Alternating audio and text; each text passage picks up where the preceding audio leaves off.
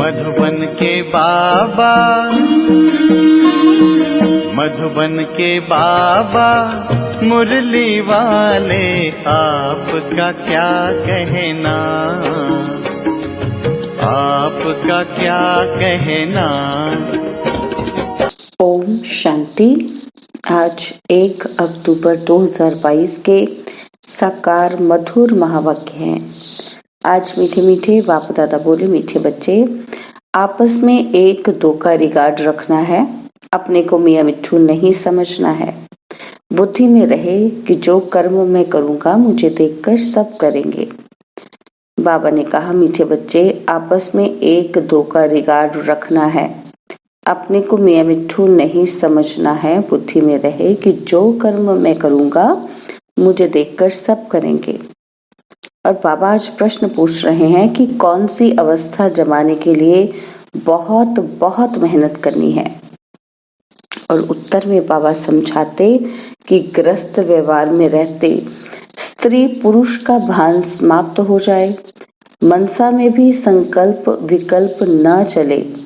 हम आत्मा भाई भाई हैं, प्रजापिता ब्रह्मा के बच्चे भाई बहन हैं। यह अवस्था जमाने में टाइम लगता है। साथ में रहते विकारों की आग ना लगे, क्रिमिनल असॉल्ट ना हो, इसका अभ्यास करना है। माता पिता जो सर्व संबंधों की सक्रीन है, उसे याद करना है। मुरली का गीत है, बदल जाए दुनिया न बदलेंगे हम। ओम शांति। यह बच्चों की गारंटी व प्रतिज्ञा है। प्रतिज्ञा कोई मुख से नहीं की जाती है। जब बच्चे बाप को पहचान लेते हैं तो प्रतिज्ञा हो ही जाती है। हर एक इंडिपेंडेंट पुरुषार्थ करता है पद पाने के लिए। स्कूल में सब इंडिपेंडेंट पुरुषार्थ करते हैं कि हम ऊंच पद पाएं। यहाँ आत्मा पढ़ती है और परमात्मा पढ़ाने के लिए जीवात्मा बनते हैं और इनमें प्रवेश कर इनको कौन, ब्रह्मा को और ब्रह्मा मुख वंशावली को पढ़ाते हैं। स्वयं ब्रह्मा को मुख वंशावली नहीं कहेंगे। ब्राह्मण ब्रह्मा मुख वंशावली है। तो हम ब्राह्मण हैं, वो है ब्रह्मा मुख वंशावली। ब्रह्मा शिव की मुख वंशावली नहीं है। शिव बाबा तो आकर इनमें प्रवेश कर अपना बनाते हैं। यह भी क्रिएशन है। पहले ब्रह्मा को रचते हैं, विष्णु को नहीं रचते। गाया भी जाता है कि ब्रह्मा विष्णु और शंकर। विष्णु शंकर और ब्रह्मा नहीं कहा जाता। पहले ब्रह्मा को रचते हैं। ब्रह्मा का ऑक्यूपेशन अलग है। यह हर एक बात समझने की है। इनको तत्वमेव माता पिता कहा जाता है। तो वह निराकार है ना, तो साकार में माता पिता चाहिए। तब पूछते हैं, मम्मा को माँ है? कहेंगे हाँ। ब्रह्मा मम्मा की भी माँ है। ब्रह्मा की कोई माँ नहीं। यह माँ फीमेल ना होने के कारण सरस्वती को मम्मा कहते हैं। जो ब्रह्मा तन है वो मेल का तन है ना, तो इसलिए जो फीमेल तन है उसको मम्मा का नाम दिया जाता है। बाप पढ़ाते हैं तो यह भी पढ़ते हैं। जैसे तुम स्टूडेंट हो वैसे यह भी हैं। शिव बाबा कोई स्टूडेंट नहीं है। तुम बच्चे ब्रह्मा का मर्तबा भी देख रहे हो कि ये सबसे जास्ती पढ़ता है। देखते हो ये बरोबर नजदीक है। पहले किसके कान सुनते हैं? यह ब्रह्मा सबसे नजदीक है तो कहेंगे मम्मा बाबा जास्ती पढ़ते हैं। फिर नंबरवार सब बच्चे पढ़ते हैं। भले ही बाबा कहते हैं कि जगदीश बच्चा मम्मा बाबा से भी अच्छा समझाता है। बाबा की मुरली पढ़कर धारण कर फिर गीता मैगजीन आदि बनाते हैं, क्योंकि ये शास्त्र आदि पढ़ा हुआ है। अंग्रेजी में भी होशियार है। इसको कहा जाता है रिगार्ड। स्टूडेंट को एक दो का रिगार्ड रखना है। बाबा भी रिगार्ड रखते हैं ना, तो फादर को फॉलो करना चाहिए। भले अभी 16 कला नहीं बने हैं, नंबरवार तो होते हैं ना। कोई ना कोई भूलें सबसे होती रहती हैं। इसलिए अपने को मियाँ मिट्ठू नहीं समझना है। जैसे कर्म बाप करते हैं अथवा मैं करूँगा, मुझे देख सब करेंगे, तो एक दो का रिगार्ड रखना है। बाबा को भी रिगार्ड रखना पड़ता है। लोग कहते हैं कि ये स्त्री पुरुष को भाई बहन बनाते हैं। तो जो बुद्धिमान बच्चा होगा वो तो झट कहेगा कि परमात्मा के बच्चे तो सब हैं, तो सब भाई बहन ठहरे ना। तो प्रजापिता ब्रह्मा के बच्चे भाई बहन हुए ना। भाई बहन बनना अच्छा है ना। बाबा के बच्चे बनेंगे तो वर्षा ले सकेंगे। वर्षा मिलना है शिव बाबा से ब्रह्मा बाबा द्वारा, तो ब्रह्मा कुमार कुमारी बनना पड़े। फिर कभी भी विकार में जा नहीं सकते, नहीं तो क्रिमिनल असॉल्ट हो जाए।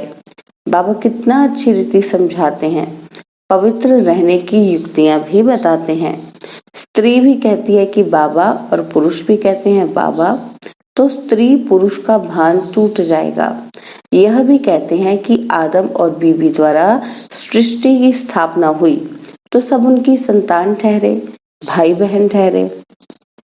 कुमार कुमारी के लिए इतनी मेहनत नहीं है।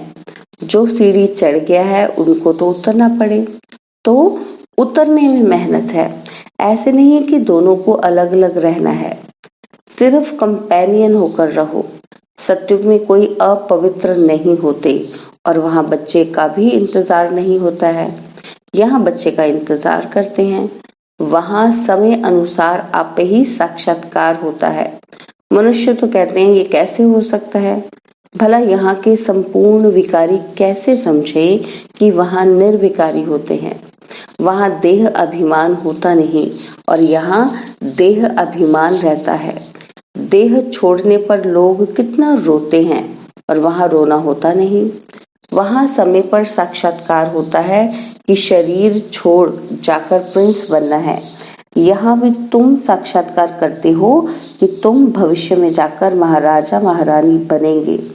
श्री कृष्ण जैसा बालक को गोद में देखते हो। साक्षात्कार से ये मालूम नहीं पड़ता कि सूर्यवंशी महाराजा महारानी बनेंगे या चंद्रवंशी, क्योंकि यह बिल्कुल नई बात है। इसलिए कहा जाता है कि पहले बाप को पहचानो। बाप कहते हैं देखो मैं कितना लवली हूँ। बाप कहते हैं कि सभी संबंधों की सैक्रीन मैं हूँ। मैं कहता हूँ मुझे याद करो। कहते हैं त्वमेव माता च पिता त्वमेव।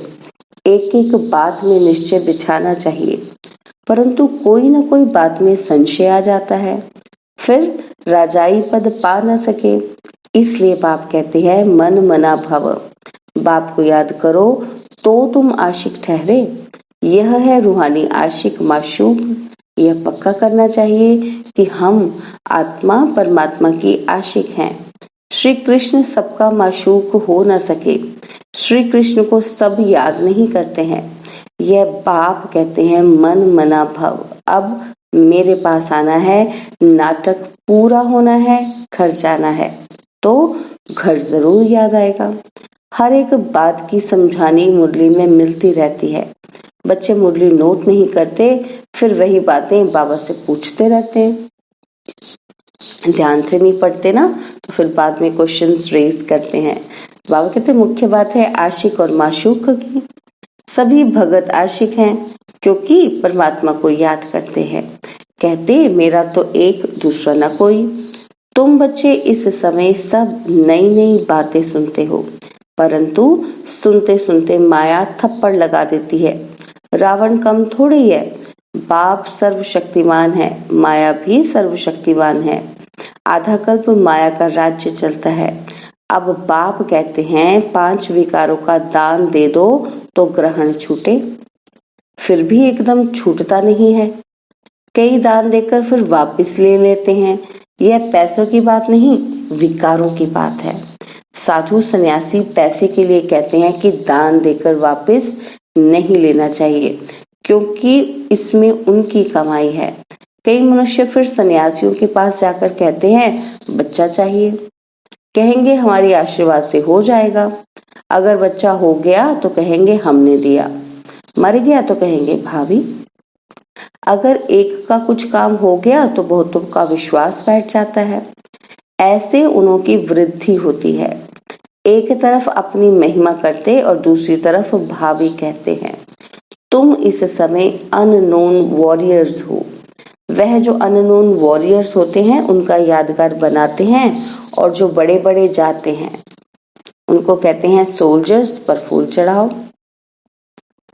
है ना।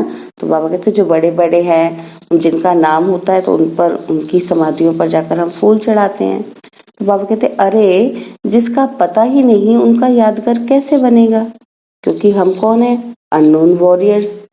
तो बाबा कहते अभी तुम अननोन हो, फिर तुम वेरी वेल नोन बनते हो, तुम्हारे मंदिर बनते हैं। अभी तुम गुप्त ही राम राज्य स्थापन कर रहे हो। अच्छा, मीठे मीठे सिकिलते बच्चे बने हो ना, 5000 वर्ष के बाद मिले हो। किसी का गुम हुआ बच्चा मिल जाए तो माँ बाप को कितनी खुशी होगी। बच्चा भी बाबा बाबा करता रहेगा। तो अभी विनाश होता है और तुम गुम हो जाते हो, अर्थात बाप से बिछुड़ जाते हो, और फिर कल्प के बाद बाप से मिलते हो तो माँ बाप का कितना प्यार रहता है। आधा कल्प तुम सुख भोगते हो, फिर धीरे धीरे दुखी होते हो। सन्यासी कहते हैं ना, सुख कागविष्टा समान है, वह भी विकार के लिए कहते हैं। गुरु नानक ने भी कहा है, मूत पलीती कपड़ धोए। तो कौन धोएगा, वो कपड़े कौन धोएगा। यह एक परमात्मा ही है जिसको कहते ही हैं कि एक ओंकार सतनाम। तो सिख लोग ये गाते रहते हैं, मूल मंत्र गाते हैं ना। तो इस ज्ञान में तुम बच्चों की बुद्धि बड़ी श्रूड सयानी चाहिए, क्योंकि आत्मा को जगाना होता है।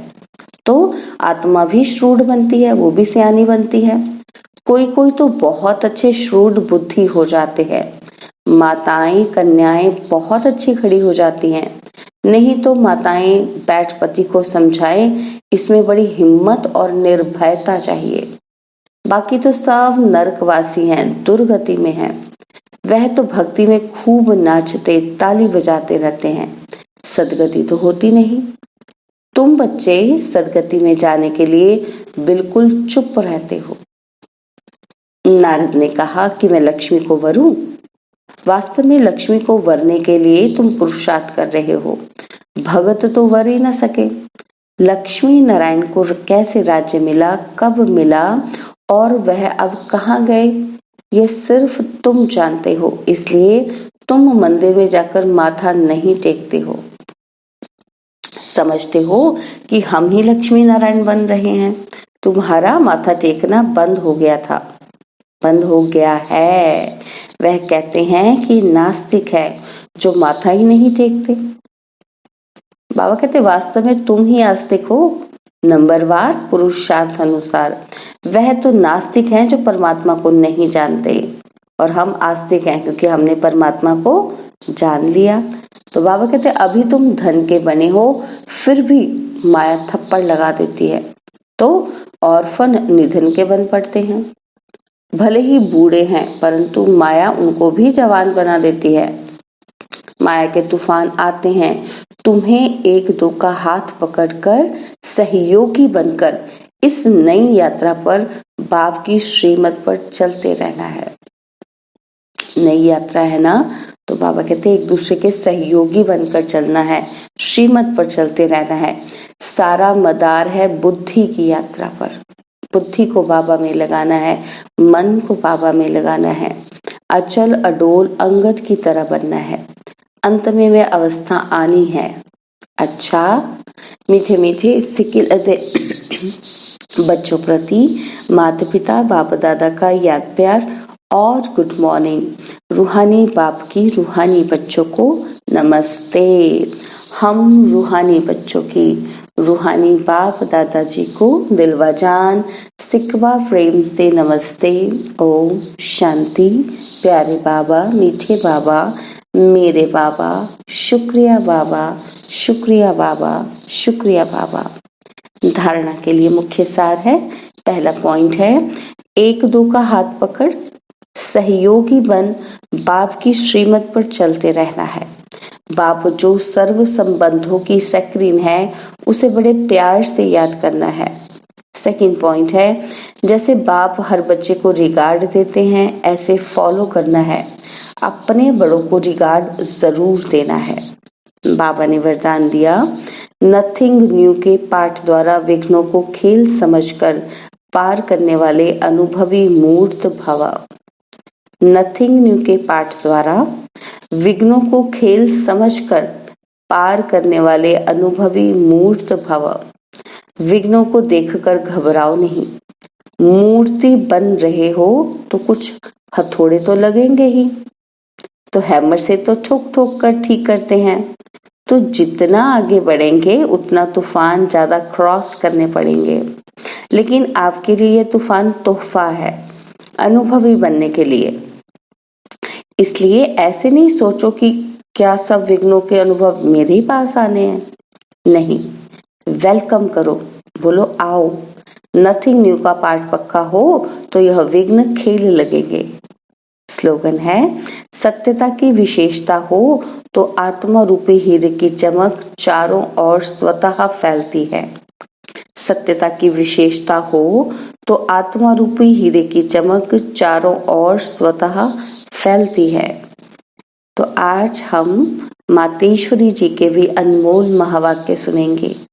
तो मातेश्वरी जी बच्चों को समझाती हैं कि अगर कोई ये प्रश्न पूछे कि यह जो अपने को इस संगम पर ईश्वरीय नॉलेज मिल रही है वो फिर से अपने को सत्युग में मिलेगी, तो वो इस पर समझानी देती है। वो कहते हैं कि अब इस पर समझाया जाता है कि सत्युग में तो हम स्वयं ज्ञान स्वरूप हैं, देवताई प्रारब्ध भोग रहे हैं, वहां ज्ञान की लेन देन चलती ही नहीं। अब ज्ञान की जरूरत है अज्ञानियों को, परंतु वहां तो सब ज्ञान स्वरूप है, वहां कोई अज्ञानी रहता ही नहीं है जो ज्ञान देने की जरूरत रहे।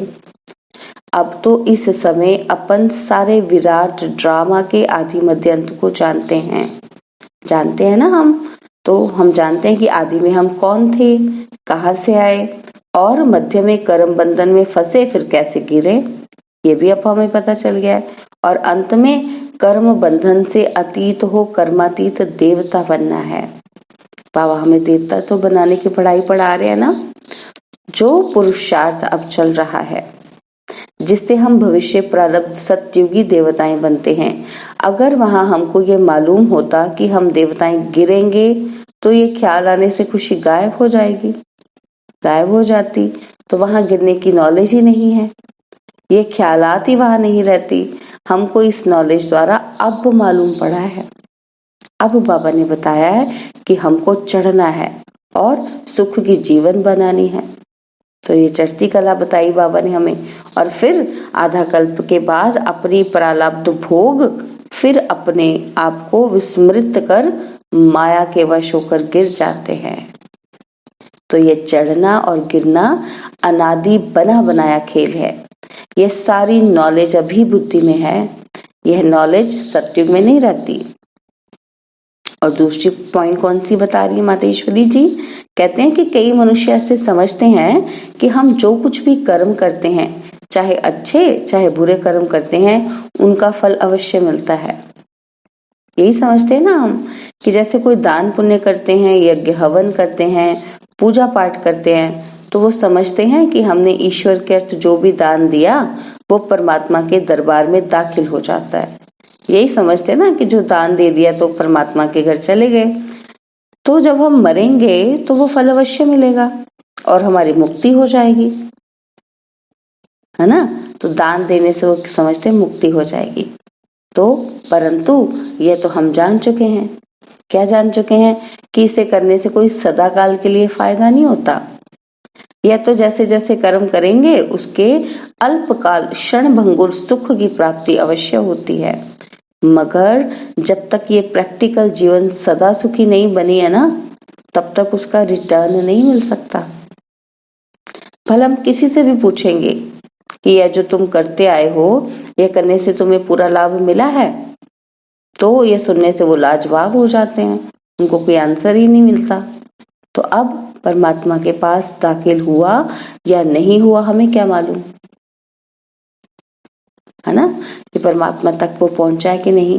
तो जब तक अपनी प्रैक्टिकल जीवन में कर्म श्रेष्ठ नहीं बने हैं, तब तक कितनी भी मेहनत करेंगे ना, तो भी मुक्ति, जीवन मुक्ति प्राप्त नहीं करेंगे। जब तक प्रैक्टिकल जीवन में कर्म श्रेष्ठ नहीं बने हैं। तो बाबा कहते तब तक कितनी भी मेहनत करेंगे ना तो भी मुक्ति, जीवन मुक्ति नहीं मिलेगी।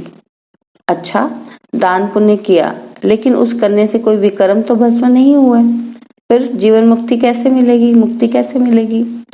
भल इतने संत महात्माएं हैं, जब तक उनको कर्मों की नॉलेज नहीं है तब तक वो कर्म अकर्म नहीं हो सकते, ना वह मुक्ति जीवन मुक्ति को प्राप्त करेंगे, क्योंकि कर्मों का ज्ञान ही नहीं है। उनको भी ये मालूम नहीं कि सत्य धर्म क्या है और सत्य कर्म क्या है। सिर्फ मुख से राम राम कहना, इससे कोई मुक्ति नहीं होगी। बाकी ऐसे समझ बैठना, बुद्धि में बैठ जाना कि मरने के बाद हमारी मुक्ति होगी, ऐसे को भी बेसमझ कहा जाएगा। उनको ये पता ही नहीं कि मरने के बाद क्या फायदा मिलेगा, कुछ भी नहीं। बाकी तो मनुष्य अपने जीवन में चाहे बुरे कर्म करे चाहे अच्छा कर्म करे, वो भी इसी ही जीवन में भोगना है। तो अब ये सारी नॉलेज हमें परमात्मा टीचर द्वारा मिल रही है कि कैसे शुद्ध कर्म करके अपनी प्रैक्टिकल जीवन बनानी है, कर्म कैसे करने हैं, कर्म को अकर्म में कैसे बदलना है, विकर्मों को अकर्मों में कैसे बदलना है, विकर्मों को कैसे शुद्ध कर्म में बदलना है, तो अपनी प्रैक्टिकल जीवन कैसे बनानी है, ये कौन दे रहा है हमें नॉलेज? परमात्मा टीचर। अच्छा, ओम शांति। और अब यह एक बहुत अच्छी वीडियो भी जरूर देखें।